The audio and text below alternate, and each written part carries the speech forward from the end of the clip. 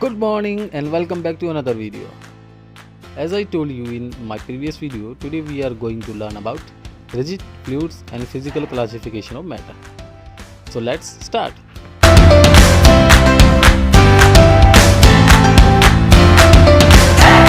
So rigid होता क्या है? Rigid means unbending और inflexible. ऐसी वस्तुएं जिन्हें हम मोड़ नहीं सकते, या दूसरे शब्दों में कहा जाए तो जो लचकीली नहीं होती, इन्हें हम रिजिड फॉर्म ऑफ मैटर कहते हैं, जैसे कोई पत्थर या ईंट। वहीं अगर मैं बात करूँ फ्लूइड की, तो वो ऐसी चीज़ें होती हैं जो फ्लो कर सकती हैं। ऐसी चीज़ों को रखने के लिए ज़्यादातर हमें किसी बर्तन की ज़रूरत पड़ती है।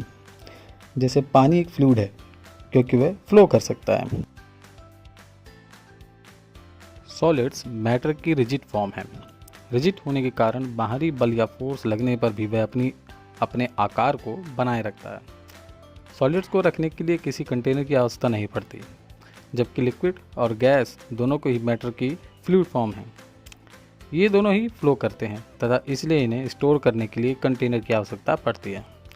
फ्लूइडिटी के कारण ही बाहरी बल या फोर्स लगाकर इनकी शेप को बदला जा सकता है। फाइनल कंक्लूजन ये हुआ कि सभी सॉलिड्स मैटर की रिजिड फॉर्म हैं क्योंकि वह बह नहीं सकते, जबकि सभी गैसेस और लिक्विड्स मैटर की फ्लूइड फॉर्म हैं क्योंकि वह बह सकते हैं।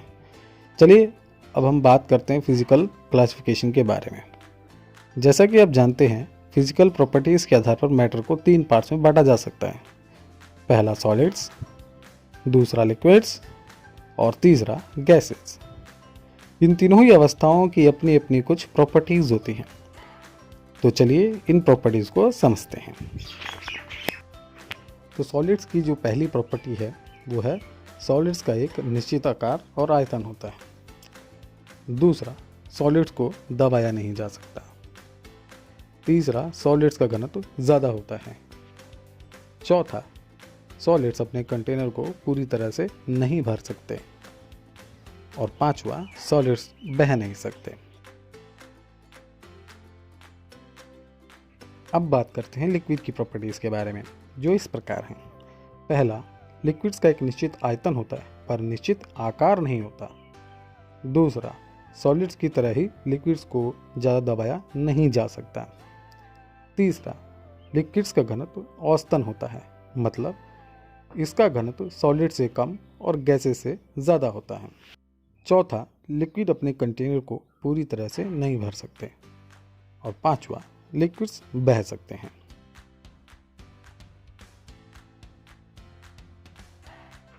अब बात करते हैं गैसेस की प्रॉपर्टीज़ के बारे में, जो इस प्रकार है।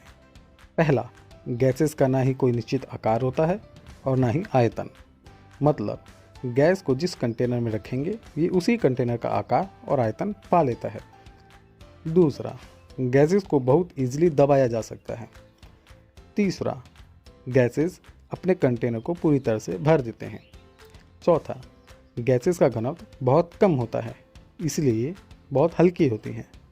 और पांचवा, गैसेस इजीली फ्लो या बह सकती हैं। इन प्रॉपर्टीज़ को डिटेल में समझने से पहले आपको 3 बातों का पता होना चाहिए। पहली ये कि सॉलिड्स में इंटर पार्टिकल स्पेस सबसे कम होता है, जबकि लिक्विड में थोड़ा सा अधिक, और गैसेस में ये सबसे अधिक होता है। यह इंटर पार्टिकल स्पेस का मतलब है पार्टिकल के बीच की दूरी। दूसरी बात ये, पार्टिकल्स के बीच फोर्स ऑफ अट्रैक्शन सबसे ज़्यादा सॉलिड्स में, उससे कम लिक्विड में और सबसे कम गैसेस में होता है। और तीसरी बात, पार्टिकल्स का मूवमेंट या काइनेटिक एनर्जी सबसे कम सॉलिड्स में, उससे ज़्यादा लिक्विड्स और सबसे अधिक गैसेस में होता है। अब हम सॉलिड, लिक्विड और गैस की प्रॉपर्टीज़ को आसानी से समझ सकते हैं। सॉलिड्स में पार्टिकल्स बहुत ही नज़दीक होते हैं। ये पार्टिकल्स बहुत ही मजबूत फोर्स ऑफ अट्रैक्शन से एक दूसरे से एक फिक्स पोजीशन में बने रहते हैं, अर्थात ये अपनी पोजीशन को नहीं बदल सकते। सॉलिड्स के पार्टिकल्स के बीच की दूरी 9 के बराबर होती है। इन्हीं सब कारणों से सॉलिड्स का एक fixed shape, fixed volume, high density होती है तथा इन्हें ना ही कंप्रेस किया जा सकता है और ना ही ये बह सकते हैं। लिक्विड्स के पार्टिकल सॉलिड के मुकाबले थोड़े लूजली पैक्ड होते हैं। इसका ये मतलब है कि लिक्विड के पार्टिकल्स के बीच में थोड़ी जगह पाई जाती है। पार्टिकल्स के बीच में फोर्स ऑफ अट्रैक्शन सॉलिड्स के मुकाबले थोड़ा कम होता है, जिससे ये अपनी पोजीशन को कुछ हद तक चेंज कर सकते हैं। लिक्विड का फिक्स शेप इसी कारण से नहीं होता, क्योंकि इनके पार्टिकल्स अपनी पोजीशन को थोड़ा सा बदल सकते हैं। अगर लिक्विड्स को हीट किया जाए तो इनके पार्टिकल्स की काइनेटिक एनर्जी बढ़ जाएगी और ये और भी तेज़ से मूव करेंगे। इसी कारण से एक निश्चित तापमान पे इनका वॉल्यूम फिक्स रहता है। लिक्विड को ज़्यादा कंप्रेस नहीं किया जा सकता, क्योंकि कुछ हद तक इनके पार्टिकल्स के बीच में कुछ फोर्स ऑफ अट्रैक्शन होता है जो पार्टिकल्स को मूव नहीं होने देता, और इसी कारण से लिक्विड की डेंसिटी भी थोड़ी ज़्यादा होती है तथा वो अपने कंटेनर को पूरी तरह से भर भी सकते हैं। लिक्विड के पार्टिकल्स के बीच कमज़ोर फोर्स ऑफ अट्रैक्शन होने के कारण ये एक दूसरे पर स्लाइड कर सकते हैं और इसी कारण से लिक्विड्स बहते हैं। गैसेस और पार्टिकल्स एक दूसरे से बहुत दूर दूर होते हैं, अर्थात इनके पार्टिकल्स के बीच स्पेस बहुत ज़्यादा होता है। जहाँ तक बात है फोर्स ऑफ अट्रैक्शन की, तो वो पार्टिकल्स में होता ही नहीं। गैसेस के पार्टिकल्स स्वतंत्र रूप से किसी भी दिशा में जा सकते हैं। इसके पार्टिकल्स में काइनेटिक एनर्जी सबसे ज़्यादा होती है, जिसे पार्टिकल्स तेज़ गति से मोशन कर सकते हैं। ये अपने कंटेनर की दीवारों पर हर दिशा से फोर्स या बल लगाते हैं। इसी कारण से इनका कोई निश्चित आकार या आयतन नहीं होता। इनके पार्टिकल्स में अधिक जगह होने से इन्हें काफ़ी ज़्यादा कंप्रेस भी किया जा सकता है। इसका सबसे अच्छा उदाहरण एलपीजी और सीएनजी गैस के सिलेंडर है। इसी कारण से इनकी डेंसिटी भी बहुत कम होती है और इन्हें जिस कंटेनर में रखा जाता है उसे ये पूरी तरह से भर देते हैं।